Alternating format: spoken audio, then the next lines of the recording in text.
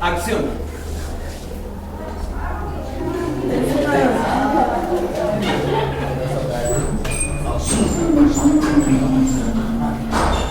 Buenos estudiantes, ¿cómo están? Bien. Hoy vamos a celebrar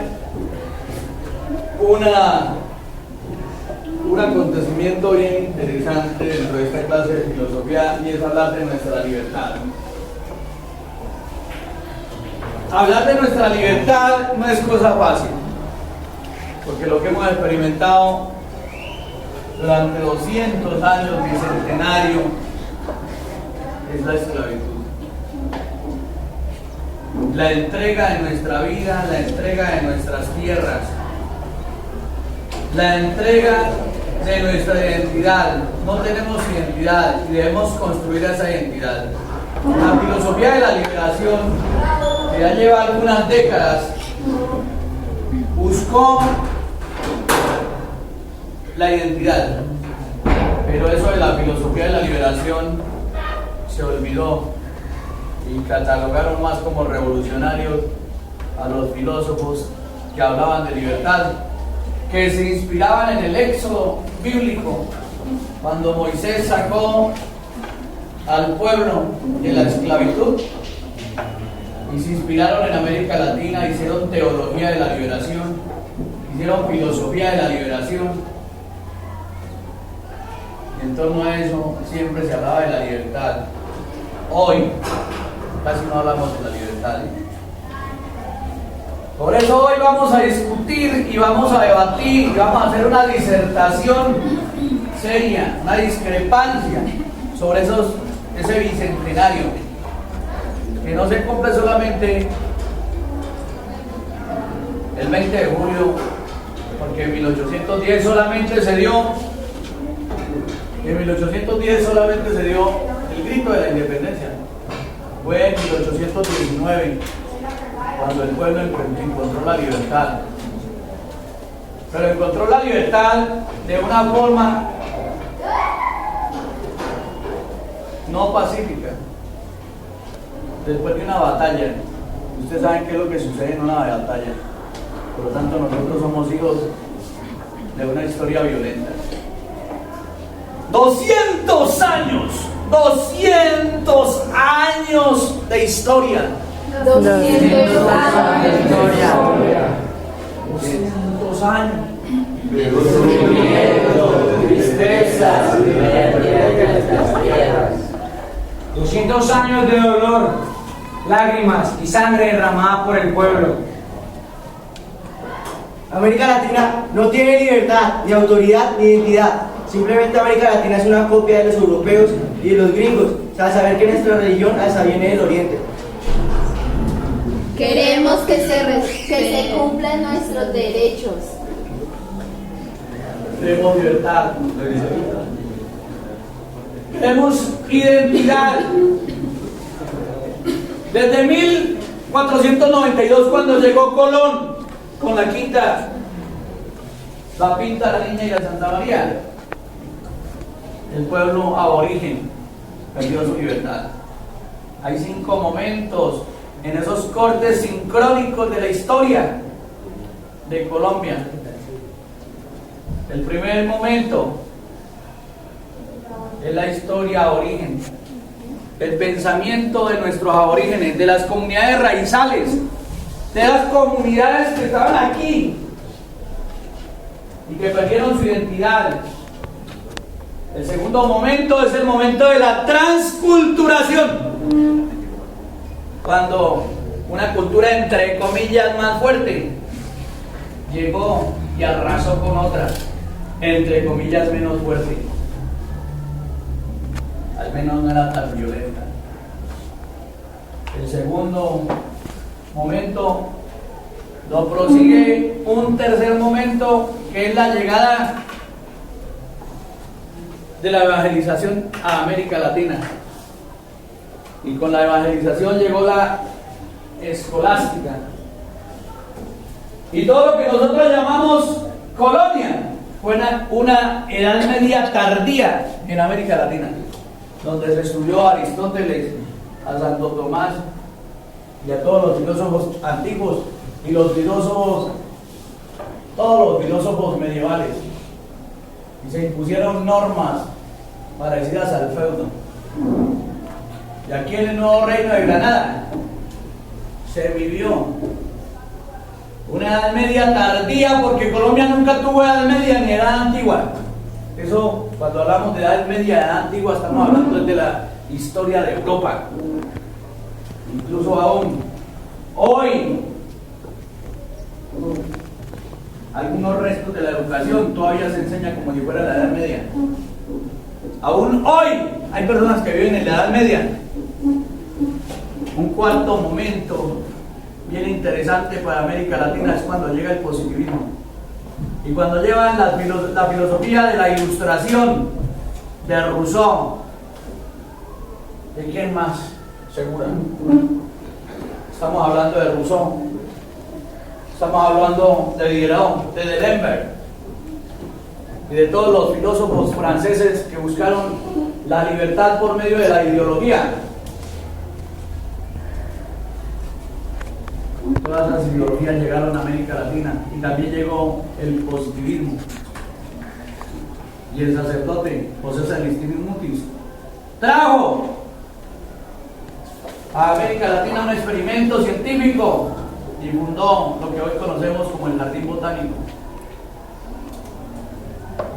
Y los pueblos latinoamericanos empezaron desde la Patagonia hasta México a buscar la libertad.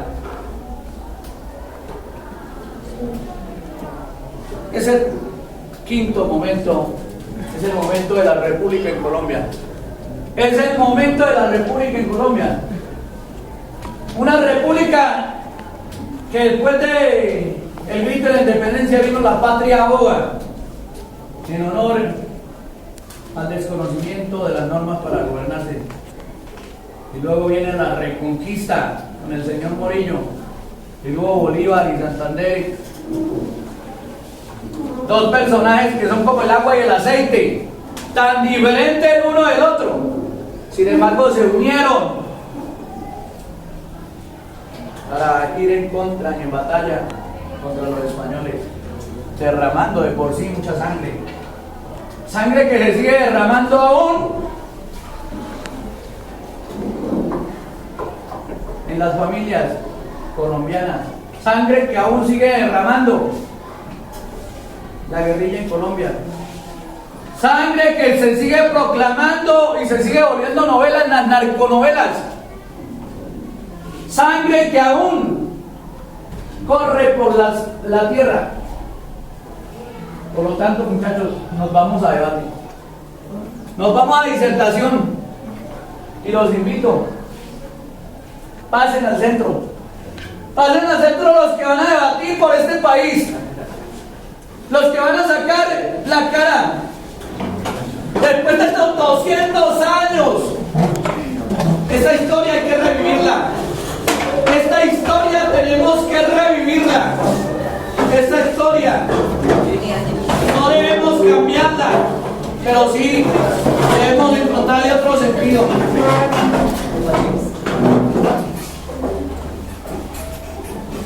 Y en sí, ¿cuál es el sentido para esta historia de América Latina? Prosigan, mis queridos estudiantes.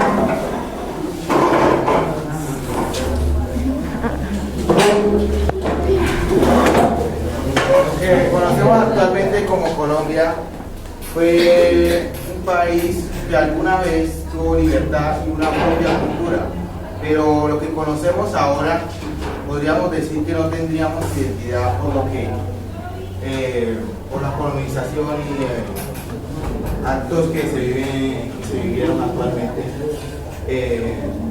No tenemos identidad por lo que estamos copiando lo que los otros países están haciendo. Entonces, ¿qué cultura es la que tenemos y estamos forjando nosotros mismos en este país? Pregunto yo. Bueno, pues yo apoyo aquí a mi compañero, pues no en el sentido de la colonización, porque en esa parte se equivoca. Sí, Colombia fue libre y sus propias creencias, pero ¿qué es lo que pasa? Nos están colonizando intelectualmente, estamos dejándonos llevar por los métodos o por las conclusiones que pueden dar otros países. ¿Qué es lo que pasa? Nosotros estamos dejándonos llevar por los bailes, por las comidas, por todo. O sea, ya no tenemos nuestra propia identidad y nuestra propia identidad para gobernar o para hacer libre este país.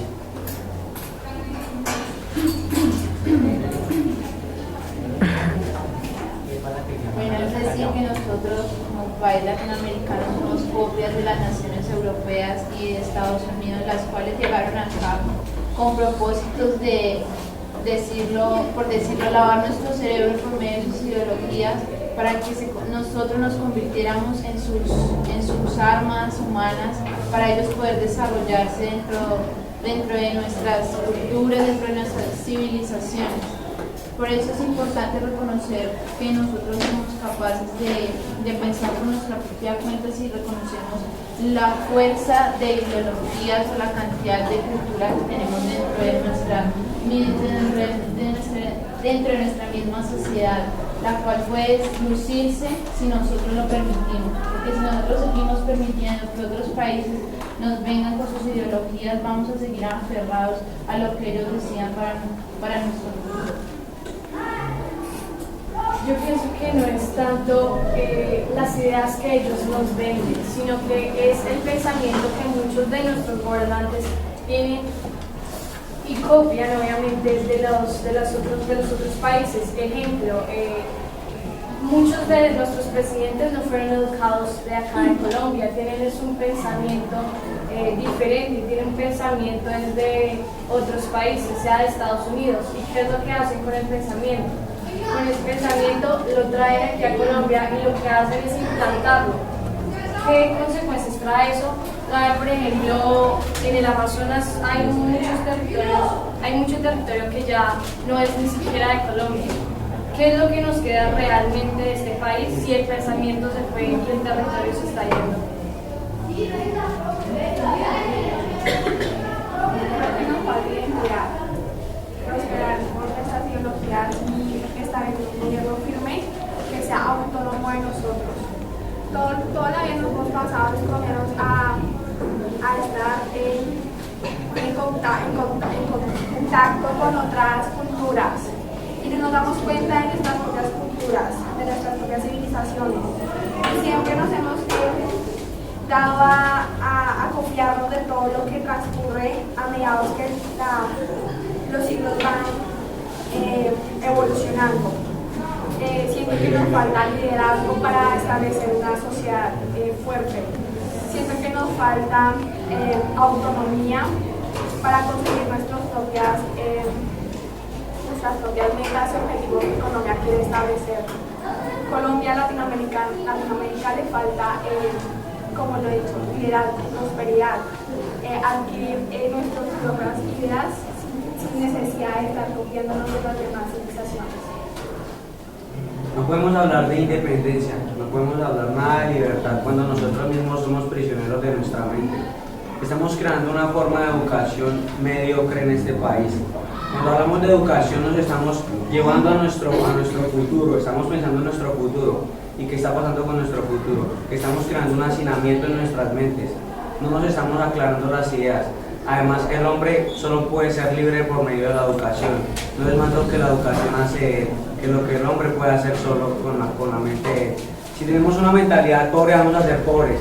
Pero si tenemos una mentalidad rica y con ganas de salir adelante y con ganas de luchar por nuestro país, cada vez vamos a ser mejores y vamos a poder conseguir lo que algún momento nuestros precursores quisieron que nosotros tuviéramos en la vida. Pues en primer lugar hay que mirar generación tras generación. Nuestros antepasados se podría decir que siempre han tenido esa forma de pensar de que son inferiores sus ideologías a las de los europeos. Y también toca pensar que el gobierno, ningún estamento jurídico apoya a las mentes o a las personas que son inteligentes en cuanto a partes científicas y económicas y sociales. Por ejemplo, un ejemplo es Manuel Elkin Pataroyo. Manuel Elkin Pataroyo le pidió apoyo al Estado para hacer su vacuna contra la malaria, pero el Estado no hizo nada para apoyarlo. Entonces, ¿qué buscó él? Le tocó buscar influencias extranjeras para poder hacer sus estudios. ¿Y dónde se encuentran esas influencias? La encontró en Estados Unidos. Entonces, que si el mismo Estado no apoya a las personas que tienen la inteligencia o que tienen los recursos suficientes para que el mismo pueblo pueda salir adelante, ¿cómo esperan que tenga uno su propia ideología o su propia manera de pensar si el Estado no apoya? Por eso mismo, porque los gobernantes que tenemos ahora no son de nuestro país, por decirlo de una otra forma. ¿Su educación cuál fue? Fue una educación extranjera, ¿no? Vemos un Santos, un Uribe que ellos estudiaron fue en Estados Unidos, en universidades de allá. Entonces nosotros tenemos es más que luchar porque cambie esa forma de gobernantes, esa forma de pensamiento que ellos tienen y realmente subir mentes de Colombia, no de otros lados, porque nosotros queremos es que nuestra inteligencia, nuestro pensamiento, nuestras ideologías salgan desde aquí de Colombia, no lleguen de otros lugares, porque ¿cómo queremos que nos patrocinen o una persona que realmente tenga liderazgo y necesite patrocinio de los gobernantes si ellos lo que quieren es que nosotros nos surjamos, así de simple, o sea, no quieren nada más sino que nos quedemos aquí estancados y no salgamos a prosperar. Simplemente porque al gobierno le sirve que sigamos pensando en diminutivo, que sigamos siendo pobres mentalmente. ¿A qué gobierno le sirve que nosotros si queramos salir adelante si cuando las personas quieren derrocarlo el verdadero gobierno que está en este país, que es un gobierno de mentiras, un gobierno de corrupción? A ninguno le sirve. Lo que a ellos les sirve es educar a sus hijos, a sus familiares en colegios privados en donde la educación de verdad tiene calidad para que ellos sigan su camino y sean los gobernantes de nuevo de este país. Por algo es que los gobernantes de este país han tenido los mismos apellidos en varias ocasiones o han sido casi todos los del Congreso de la misma familia, porque nosotros no seguimos pensando en avanzar, en salir adelante, porque pensamos en un interés unipersonal y no pensamos en el pueblo, que es lo que realmente somos todos, somos un pueblo. Se supone que el Estado se creó para ayudar al pueblo, ¿cierto? El Estado tiene un compromiso con el pueblo. Cuando elegimos a nuestros gobernantes, el pueblo espera que el gobernante cumpla sus peticiones, sus compromisos que hizo con el pueblo. Pero ¿qué pasa? Lo que pasa es que la gente no sabe escoger a los gobernantes. Eso es lo que pasa, porque nosotros somos personas que aún no despertamos, por lo que seguimos pensando como dictadura en diminutivo, no nos dejan ir más allá. Pero ¿por qué? ¿Por qué pasa esto? Porque desde pequeño nos dicen, hijo, usted no va a hacer nada, sino tiene que trabajar y trabajar. Y entonces, ¿qué esperamos con esa educación que viene desde familia? Desde familia nos dicen, hijo, usted no va a prosperar. Entonces, ¿qué espera que el colombiano cambie? Y entonces, primero tendríamos que cambiar el pensamiento de las personas en todos los grupos sociales, familiares, en la escuela, en el colegio, las universidades, en el trabajo. Tenemos que cambiar ese pensamiento de que no podemos ir más allá, porque tenemos las capacidades para ir más allá, sino que no, las personas todavía no quieren, ese pensamiento no nos deja ir más allá. Bueno, ¿qué es lo que pasa? Nosotros podemos ir más allá, pero nuestro pensamiento al comprender todas, digamos, la politiquería o todo lo que sea, ¿qué es lo que pasa? Nosotros nos venden un político, un futuro presidente, por ejemplo, nos puede vender un país de maravillas, sí, nos puede decir, no, vamos a hacer esto, vamos a realizar lo otro. ¿Qué pasó con Juan Manuel Santos? ¿Qué pasó con el Valle de la Haya? ¿Qué pasó con los 530.000 kilómetros de mar que perdimos? Ya, ¿qué es lo que pasa? Nosotros nos estamos quedando ciegos, nos estamos quedando sordos y mudos. ¿A qué? Al votarnos por la fuerza prueba. Los mismos políticos están haciendo eso en nuestro país y en Latinoamérica. ¿Qué es lo que pasa? Tenemos que soltar las redes, tenemos que ir más allá, no dejarnos llevar por las apariencias, sino ir más allá y buscar a fondo. En conclusión, dando como nos queda luchar por la liberación mental, luchar por esa verdad y esa identidad latinoamericana y colombiana, hacer filosofía aquí y ahora, pero esa filosofía aquí y ahora, que sea una filosofía colombiana, una filosofía de nuestro territorio y en cierta manera una filosofía de Cundinamarca, una filosofía que vaya buscando resolver los problemas de nosotros a la luz de la historia, porque no podemos desconocer la historia. No podemos desconocer que en el diálogo de cada uno de ustedes se ha escuchado evocar algunos pensamientos que son de Platón, otros pensamientos que son de Rousseau, otros de Manuel Kant, otros pensamientos que también corresponden a filósofos modernos y contemporáneos, otros pensamientos que también corresponden a los deseos de ese pueblo raizal, de ese pueblo indígena, de ese pueblo que busca la libertad. Muchachos, esto no queda aquí, eso solamente es el primer encuentro. Y esto es solamente el primer encuentro frente a una revolución pacífica y una revolución de los genios.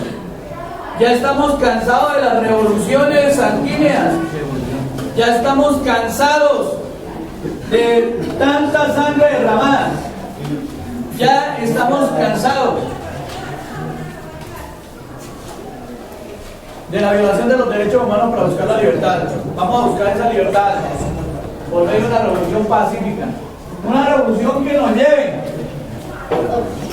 a valorar al ser humano como ser humano, una revolución que nos lleve a valorar a nuestros niños y a nuestro pueblo y a nuestros seres sin una gota de sangre. Es decir, vamos a revolucionar nuestro pensamiento, a liberarnos de la esclavitud, a liberarnos de la agresividad y a conquistar el pueblo por medio de la ciencia y la tecnología elaborada acá, dentro de nuestro pueblo. Vamos para esa, muchachos. Pues feliz día.